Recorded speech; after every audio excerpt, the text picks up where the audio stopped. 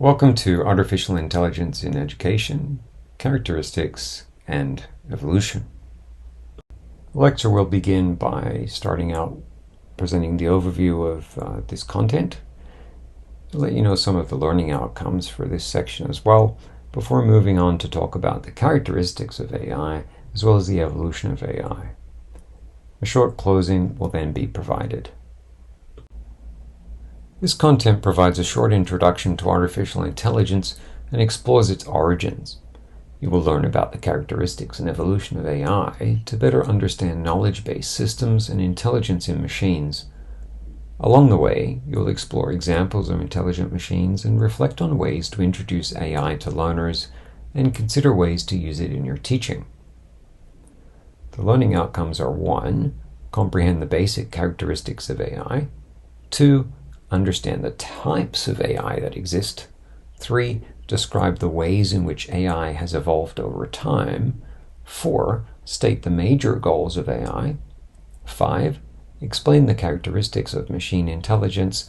And 6. Examine how AI can be a resource for learning. Characteristics of AI. What is artificial intelligence? Artificial intelligence is an ever-expanding branch of computer science that focuses on making machines capable of performing tasks that usually require human intelligence, such as reasoning, solving problems, making decisions, perceiving the world, making meaning, and learning from experience. As the field of AI continues to grow, AI researchers admit that there is no single unified definition of AI, but most can agree that the ultimate goal of AI is to make machines capable of thinking like us and able to solve a wide variety of problems. So we might consider artificial intelligence something that powers technologies that can perform calculations and analyze data with accuracy and speeds that surpass human capability. However, this doesn't mean that AI is smarter than us. Human intelligence is far more complex than the intelligence that is currently being developed in machines. AI systems today are programmed or trained by humans to do very specific tasks. We are a long way from truly replicating human-level intelligence in machines. Does this match your definition of AI? Now, if you're interested in exploring the concept of AI further, you can, in your own time, take a few minutes to watch the short clip, Crash Course AI 1. And the link to that is on screen. Artificial intelligence, human intelligence, and augmented intelligence. The ultimate goal of AI is to create a machine that is as intelligent as a human being, broadly replicating human intelligence, thinking, and decision-making on many different subjects. This broad AI does not exist today. We are still in the realm of narrow AI, that which is developed focusing on a specific, narrowly defined task. One major factor differentiating AI and human intelligence is making sense of things and situations, with AI good at repetitive and automatic tasks that have clearly defined rules and can be represented by data. In contrast, human intelligence is good for tasks that require common sense and abstract decisions, but not so good at tasks that require complex computations and rapid data processing. Let's turn to Workbook Activity 2.1 now. Here you're going to take about 5 minutes to consider question 2.1.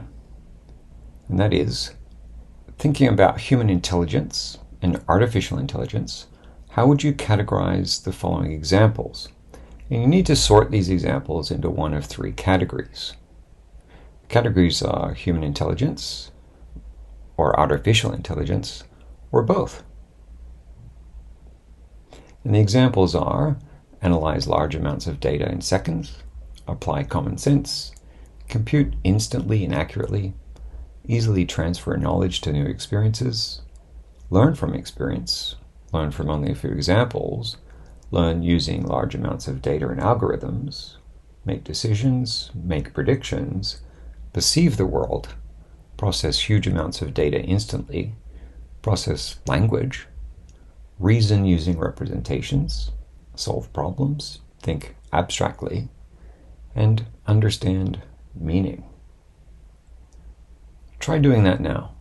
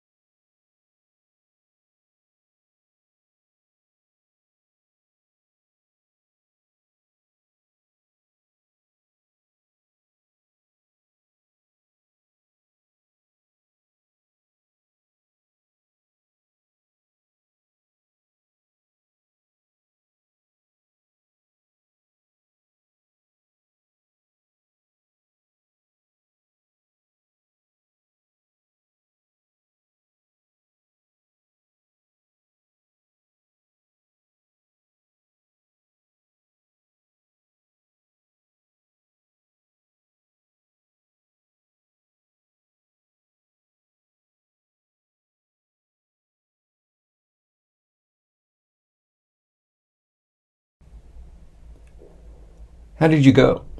The categorizations should look like those in Table 2.1, which shows that although there is some crossover between human and artificial intelligence, there are also some differences. Yet, what if these differences can work together to complement each other? For example, an AI system could examine large amounts of video footage looking for abnormal behavior, but it might have trouble deciding if those behaviors are suspicious.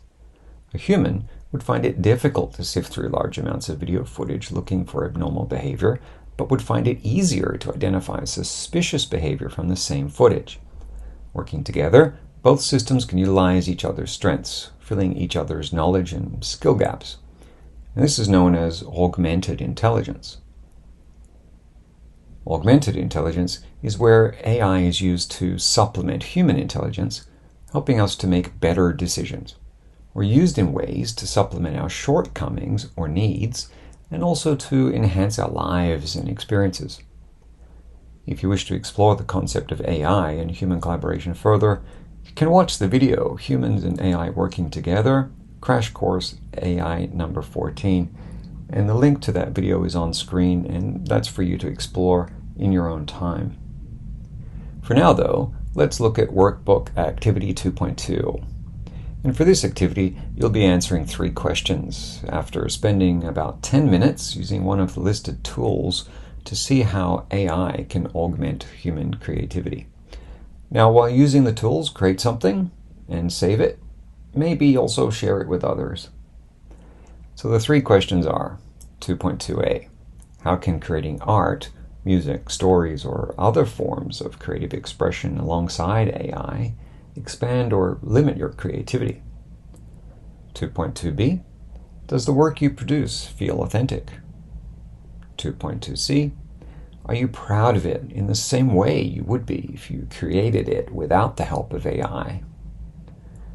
Now the tools you can use are Google AutoDraw, Google's Mixlab, Drumbot, Piano Genie, Magic Sketchpad, or Magenta. Go ahead and make a start on that now.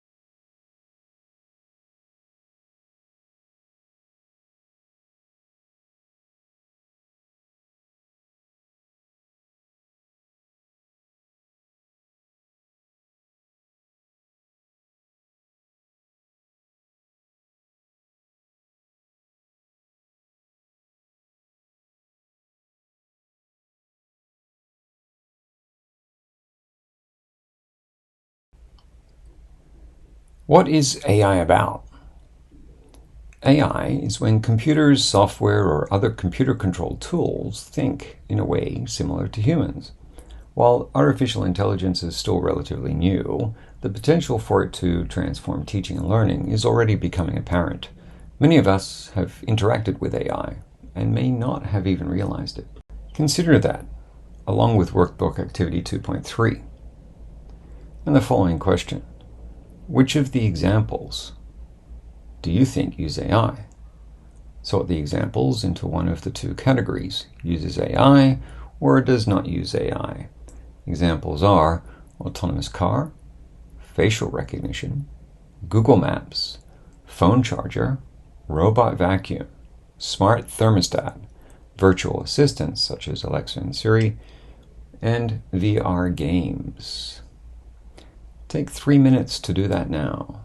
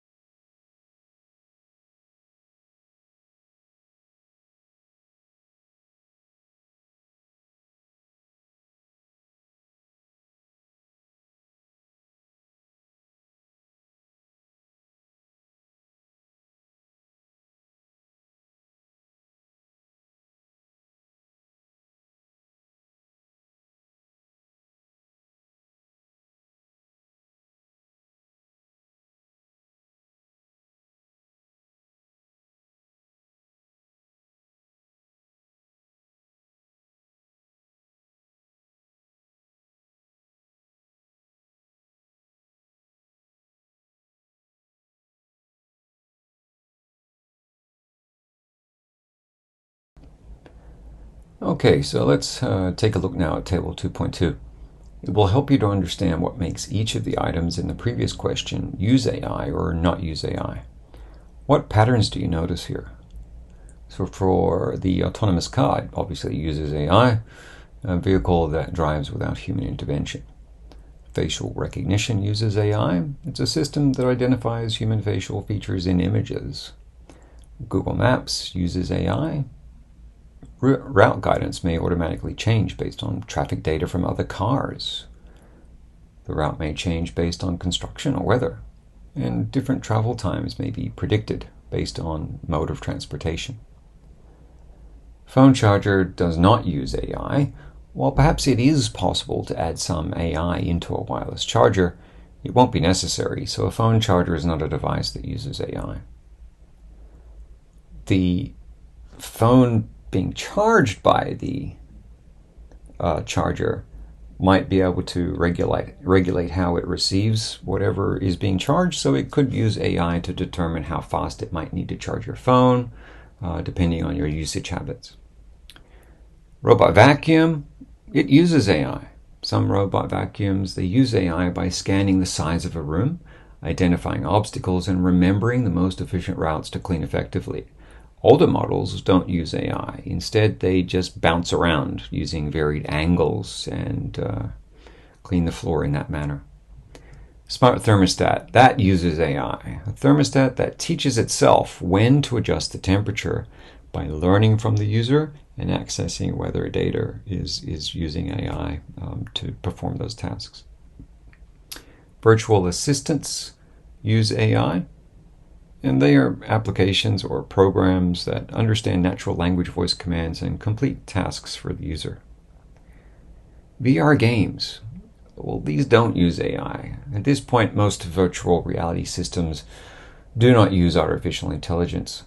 However, it's a growing area, and there's strong evidence that some game manufacturers are using AI to collect game data and make a more personalized experience for the user. In summary, to qualify as AI, there must be a process that involves the extraction of significant meaning from signals, such as speech recognition, or significant representation of the world. For example, a self-driving car maintaining a map of its surroundings as it moves through traffic. Classifying AI. AI devices can be classified and range from machines that require some help from humans, manual ones, to machines that require no human assistance, or agentive ones. Agentive artificial intelligence. Agentive technologies are machines that do things on the user's behalf while allowing them to turn attention elsewhere. For example, Boston Dynamics Spot is a robot that climbs stairs and rough terrain. Self-driving cars drive themselves, and the Narrative Clip 2 is a wearable camera that automatically captures images every 30 seconds or so. Assistive artificial intelligence. Assistive technologies are machines that help users complete a real-time task by supporting us in making decisions. For example, the Amazon Echo Alexa will play a song that you've requested of it. It'll tell you the weather, time, and it can alert you to check on someone and maybe control a smart home as well. Manual or human intelligence. Manual technologies are those machines that require humans to operate. They cannot function on their own. The evolution of AI. Artificial intelligence dates back thousands of years. The Greek myth of Talos, the Bronze Man, is the earliest mention of the idea of a mechanical, non-living, intelligent agent. This myth dates back to around 700 BCE, where a Talos was designed to automatically follow a set of directions, like a robot or automaton. And if you're not familiar with this myth, then you might like to view the myth of Talos in the video link available to you on screen. Also, in her lecture, Gods and Robots, Ancient Dreams of Technology, Mayer traces the link between technology and tyranny from modern-day concerns over AI back to antiquity's fear of beings made, not born. And you can also go and look at that in your own time by following the link on screen. For now, we'll look at an AI timeline, though. And although the notion of creating a machine that thinks and behaves like a human has been around for thousands of years, John McCarthy is recognized as coining the term artificial intelligence, and in the 1950s. The following AI timeline will assist you in gaining an understanding of the recent evolution of AI. As you experience the information and view the associated videos, consider the impact today of AI on you and your students' lives, as well as what you think the future may bring. The early 1900s. Science fiction-inspired intelligent machines began to take shape as philosophers tried to create a model of human thought processes using a system of symbols. Eventually, the first programmable computer came out of these efforts, and the possibilities for AI became more real. In 1923, Rossum's Universal Robots opens in London. Karel Čapek's play, Rossum's Universal Robots, opens in London, and it represents the first use of the word robot in English. The play is about a factory that makes mechanical men and women whose sole purpose is to work. 1939, Electro, the robot. Electro, the robot, built by the Westinghouse Electric Company in Ohio, responds to specific voice commands by walking, moving its head and arms, blowing balloons, and vocalizing about 700 pre-recorded words. And you might like to go and have a look at a video of Electro doing some of those things in your own time. The URL is on screen. 1941, Liar, published. Isaac Asimov publishes the science fiction short story Liar in the May issue of Astounding Science Fiction. In it, he introduces the first of the 3 laws of robotics. The second and third laws appear in 1942 in a later story. These laws are: 1.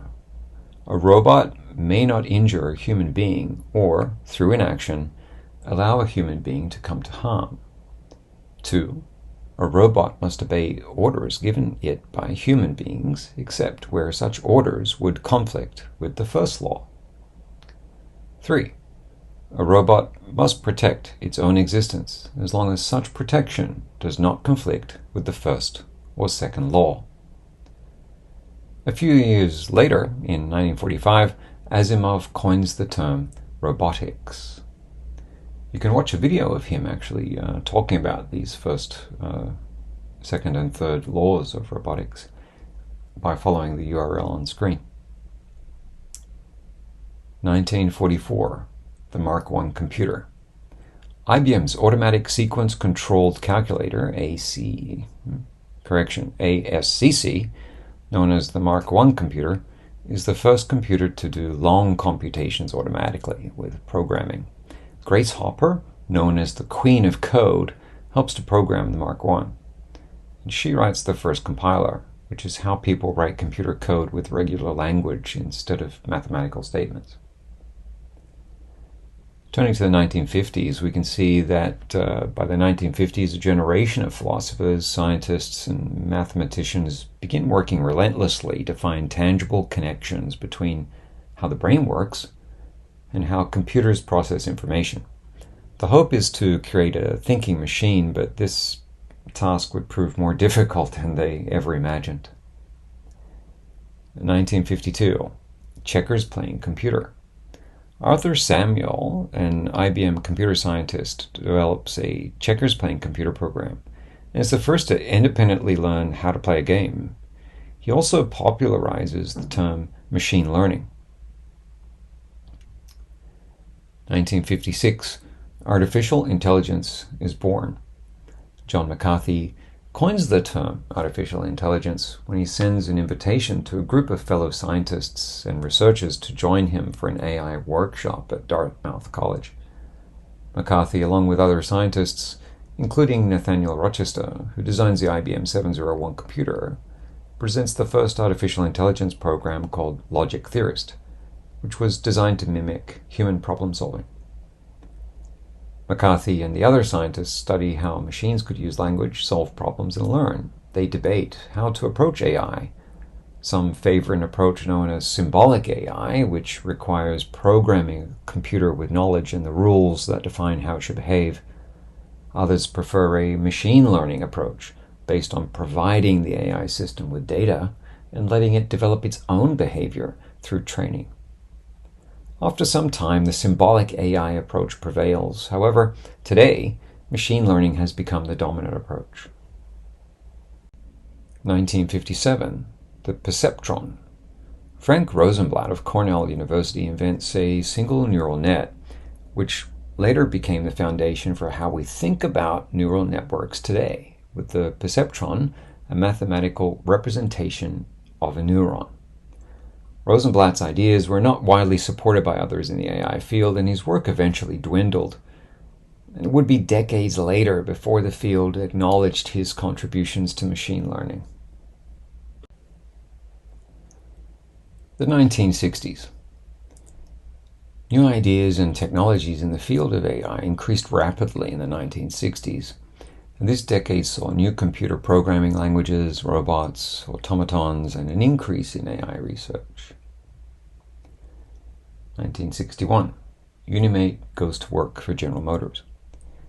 General Motors put Unimate, the first industrial robot, to work on its assembly line. It performed tasks that were dangerous for humans, such as welding parts onto cars, and you can watch it in action by following the URL on screen. 1965. ELIZA. Joseph Weizenbaum, a computer scientist at MIT, builds ELIZA, a natural language processing computer that carries on a dialogue in English.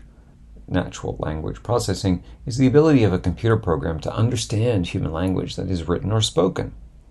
ELIZA was one of the first chatbots. You can see it in action by following the URL to a video on screen.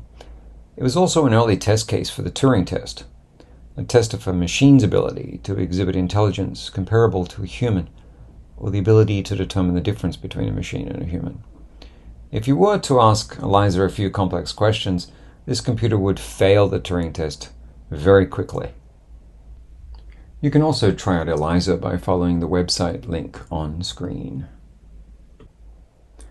1969. Shaky developed. Scientists at Stanford Research Institute developed Shaky, a robot equipped with locomotion, perception, and problem-solving abilities. Due to its perception and problem-solving skills, Shaky is an example of the use of AI in robotics. The 1970s to 1980s. More advancements in AI continue into the 1970s and the 1980s, where focus is placed on the development of robots and automatons. Coupled with this, funding for AI research begins to decrease as the level of human intelligence in machines promised by early pioneers is not being seen. This period is known as the AI winter. However, this does not stop researchers and scientists from continuing to innovate. Some shift focus from pursuing broad AI, that is AI that can replicate human thinking and solve a range of problems, to that of narrow AI. And if you recall, that is AI that can perform only specific tasks. Narrow AI is the type of AI that we have today. 1970s. Wabot 1. Waseda University in Japan builds Wabot 1, which can sense things in its environment, move its limbs and grip, and engage in simple communication. Wabot 1 is considered to be the first humanoid, a robot with components similar to that of the human body. 1979. First autonomous vehicle. A version of the Stanford CART, the first computer-controlled autonomous vehicle, is able to navigate autonomously through an obstacle-filled room. The CART is equipped with 3D vision capabilities and takes 5 hours to travel 20 meters. As a side note, a classification with 6 levels ranging from fully manual to fully automated systems was published in 2014 by SAE International, an automotive standardization body. 1989. World Wide Web, or WWW. With the innovation of the World Wide Web, the Internet gives machine learning a huge boost. As the Internet expands, large amounts of data begins to be stored online. AI researchers soon discover how to connect AI systems to this data and employ algorithms to teach machines to learn from the data. These algorithms are mathematical instructions that tell machines how to go about finding solutions to a problem using the data. 1990s to 2000s. Leading up to and beyond the new millennium brought a steady increase in interest and innovation in AI technologies. And these advances have laid the groundwork for many of the AI technologies that we use today, especially those that apply machine learning. 1995, ALICE, Artificial Linguistic Internet Computer Entity. ALICE is a natural language processing chatbot that engages with humans by applying pattern matching rules to human input. 1997, chess program beats world chess champion. IBM's Deep Blue chess program beats then world chess champion Garry Kasparov. You can see a video about that if you wish in your own time, and the URL is on screen for you. 1999, Kismet. Professor Cynthia Brazil of the Massachusetts Institute of Technology demonstrates Kismet, a robot that could interpret and express emotions. And there's also a video URL on screen for you to go and look at that in your own time. The 2010s. This decade sees an exponential increase in AI advancements, placing AI at the forefront of technology discussions. In 2010, Microsoft Kinect provides one of the first non-laboratory sensors for human-computer interaction through movements and gestures. The sensor does this by tracking up to 20 human features 30 times a second, and you can see it in action by following the video URL link on screen. And you can see it in action, if you wish, by following the video URL on screen. 2011, Watson wins Jeopardy! The IBM AI program Watson beats human competitors in the game of Jeopardy! At the time, Watson is programmed with data from 200 million pages of facts, including all of Wikipedia. And you can see that also from the video link, if you wish to. 2011, Siri. Apple releases Siri, a voice-based virtual assistant that uses natural language processing to answer questions and perform web service requests. Alexa, an Amazon voice-based personal assistant, is released 5 years later in 2014, with Google Assistant following in 2016. 2014, facial recognition. Facebook develops a software algorithm that can recognize human faces and associate them with its users at a success rate equal to that of humans. 2016, AlphaGo. Google's DeepMind team's creation, AlphaGo, defeats a professional Go player in a 5-game match. 2016, Sophia. The humanoid robot named Sophia is developed by Hanson Robotics. Sophia is a major improvement over previous robots because of her human-like facial expressions, image recognition, and the sophistication with which she communicates through natural language processing. And there's a video of her doing just those things, and you may wish to view that by following the URL on screen. 2017, AI computer program wins Texas Hold'em. Libratus is an AI computer program designed by Thomas Sandholm, a professor at Carnegie Mellon University. It wins against 4 top players in a Texas Hold'em poker game. This is considered a significant milestone because in poker, AI has to deal with incomplete information, which is harder to do than when all information is available, as in games such as Go. 2020s and beyond. We cannot escape the impact of AI today. AI technologies impact how we work, learn, travel, communicate, shop, enjoy entertainment, manage our health, enforce the law, maintain our safety, and create art. The latest surge in AI applications can be attributed to the power of machine learning, our access to huge amounts of data thanks to the Internet of Things, or IoT, and the massive computational power and speed of the computers that we have today. Some AI researchers believe that in order for AI to advance further, we need to understand more about how our brain functions. We are still a long way from understanding the complexities of the human brain well enough to replicate it in machines, but this is the ultimate goal of AI and what drives new development in the field. Figure 2.2 illustrates the exponential growth of computing, or the progress in computer power. As you can see, the rate of advancement of computing increased during the mid-1900s. As computer power increases, we are getting closer to being able to simulate animal intelligence, and eventually, human intelligence. The not-so-distant future. The singularity is a hypothetical point in time when technological growth becomes uncontrollable and irreversible, and eventually resulting in a superintelligence that surpasses all human intelligence. This is also known as the technological singularity.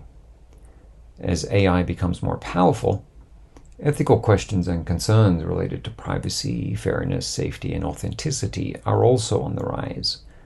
The future of AI will depend on its potential for good and input from people with diverse perspectives and expertise, including students, educators, scientists, medical professionals, and the general public. Let's turn to Workbook Activity 2.4 now. Here, you're going to take 10 minutes and complete the following question in the associated workbook. Then I'd like you to review the topic by watching a brief history of artificial intelligence, and the link to that video is on screen. So the question you need to focus on right now is 2.4. Which events would you consider the greatest in AI advancements for each of the following eras? And the eras are 1900 to the 1940s, 1950s, 1960s, 1970s to 1980s, 1990s to 2000s, the 2010s, and the 2020s and beyond. Go ahead and do that now.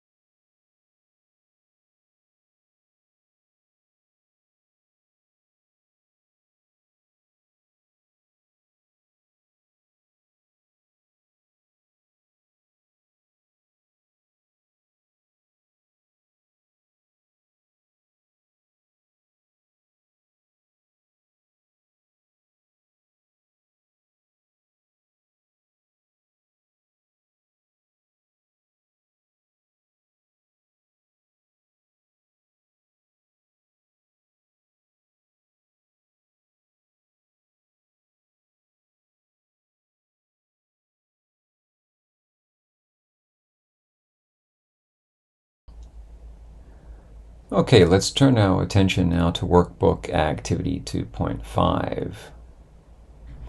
Now, there's two questions here, so question 2.5a asks you, from the significant historical events that you chose in workbook activity 2.4, what three AI advancements do you consider to be the most important?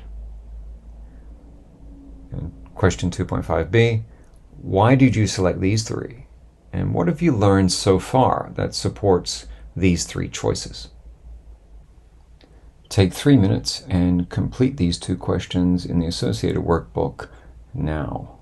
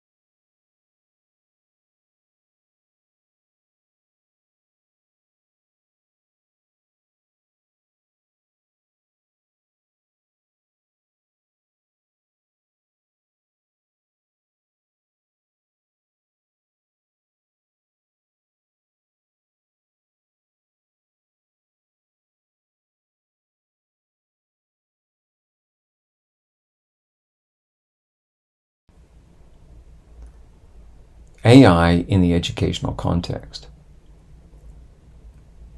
AI can certainly perform some tasks faster and more effectively than humans. Teachers are not the only professionals who are wary that AI could be used to replace them, but instead of replacing humans, what if AI and humans could work together to complement each other and make up for each other's shortcomings? AI is good at repetitive and automatic tasks that have clearly defined rules and can be represented by data. In contrast, human intelligence is good for tasks that require common sense and abstract decisions, but it's not so good at tasks that require complex computations and rapid data processing. AI can be employed in educational contexts in a variety of ways, from providing personalized learning and acting as a personal tutor, through to providing collaborative learning pathways, peer-to-peer learning opportunities, and access to intelligent virtual reality platforms. Personalized learning. A number of AI-powered platforms now create rich digital profiles of each student by collecting live information from the user's interaction with course material and context, and then providing real-time insights into a student's understanding and level of engagement. The data models can help find common patterns among students and use predictive analysis to forecast how students will do in the future. Personal tutors.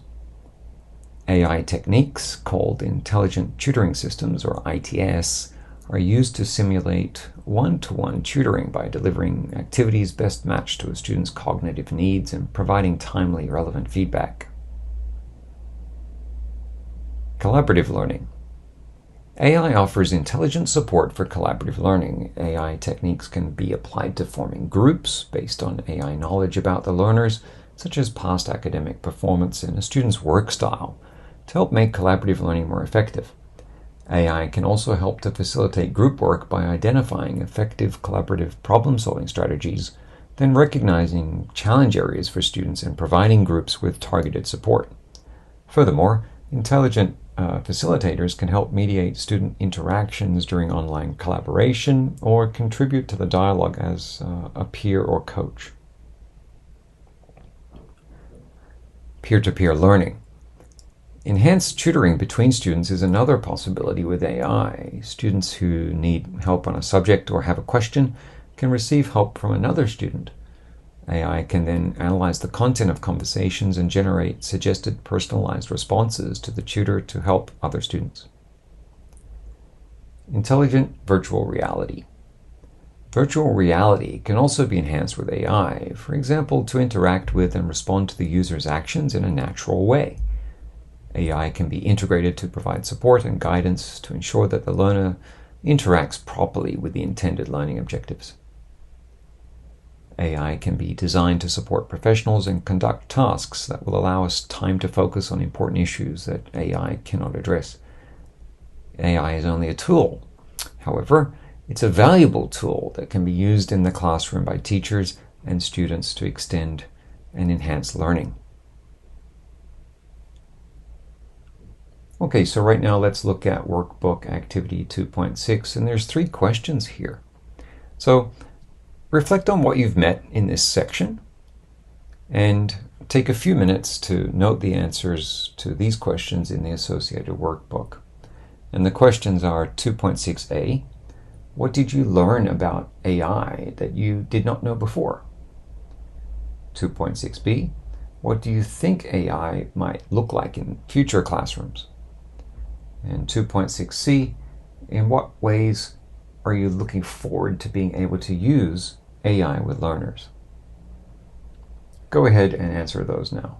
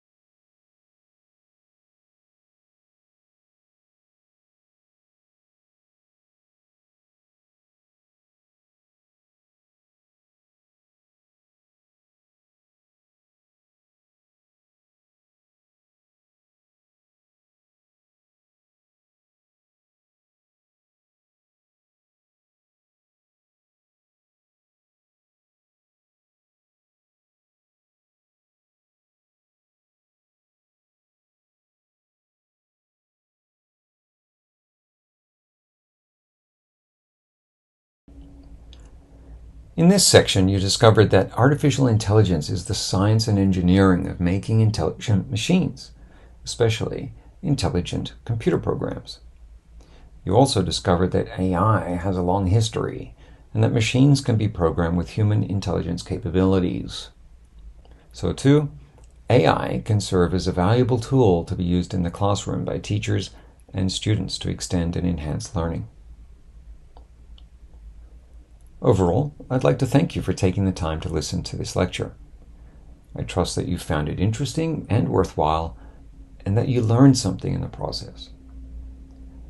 Thank you.